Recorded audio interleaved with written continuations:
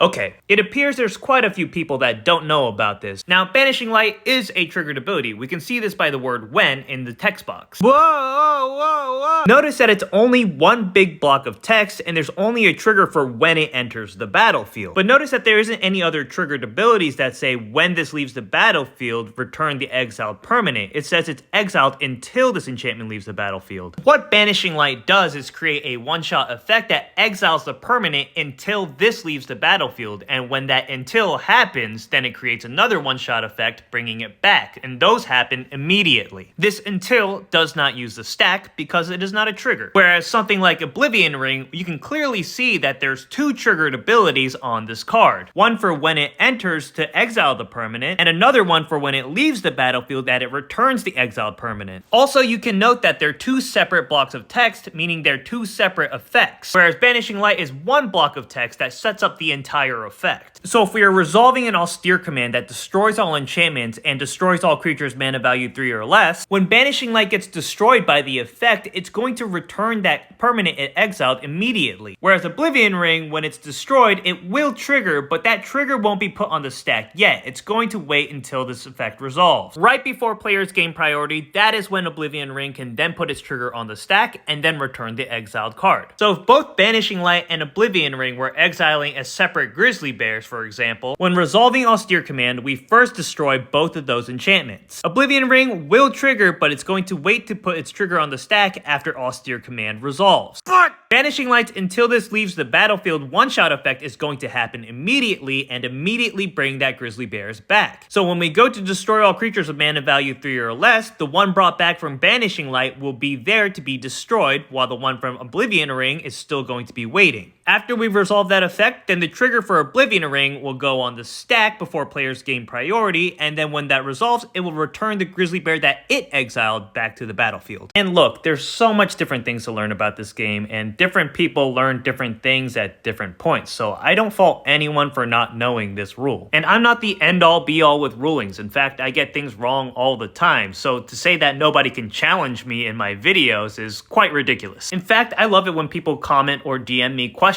about this game. It's where I get a lot of my inspiration. But it's all a bit in the way that you say it. So if you're going to be as adamant as you are like that in the comments, at least do a little bit of research before you come in the comments.